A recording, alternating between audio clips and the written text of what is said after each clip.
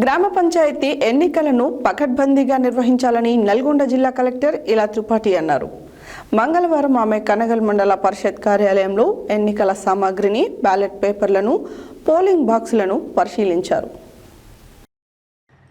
గ్రామ పంచాయతీ ఎన్నికలను పకడ్బందీగా నిర్వహించాలని నల్గొండ జిల్లా కలెక్టర్ ఇలా త్రిపాఠి అన్నారు.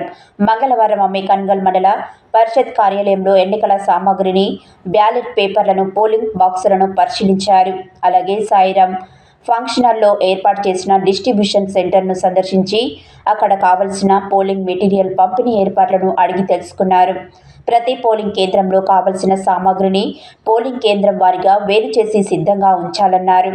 ఓటర్ జాబితా వివరాలు సరిగా ఉన్నాయా లేదో తనిఖీ చేసుకోవాలన్నారు. బ్యాలెట్ పత్రాలు జాగ్రత్తగా చెక్ చేసి ప్యాక్ చేయాలని తెలిపారు.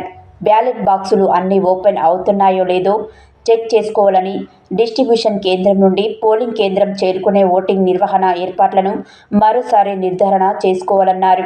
సిబ్బంది రాకపోకలకు ఎలాంటి ఇబ్బందులు కలగకుండా ప్రత్యేక ఏర్పాట్లు చేయాలని, వారికి ఉదయం అల్పాహారం, మధ్యాహ్న భోజనం కల్పించాలని, చివరిగా ఉన్న పోలింగ్ కేంద్రాలకు ముందుగా బస్సులను పంపించాలని చెప్పారు. విద్యుత్ అంతరాయం లేకుండా 24 గంటలు విద్యుత్ సరఫరా ఉండేలా చూడాలన్నారు.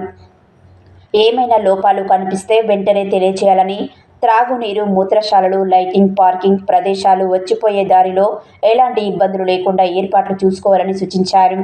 నల్గొండ జిల్లా పంచాయతీ అధికారి Venkayya, ZP CEO Srinivasarao, Nalgonda RDO Y Ashokareddy, జిల్లా గ్రామీణాభివృద్ధి అధికారి శేఖర్ రెడ్డి, తహసీల్దార్ Padma, MPDO Veda Rakshitha, MEO Padma collector వెంట ఉన్నారు.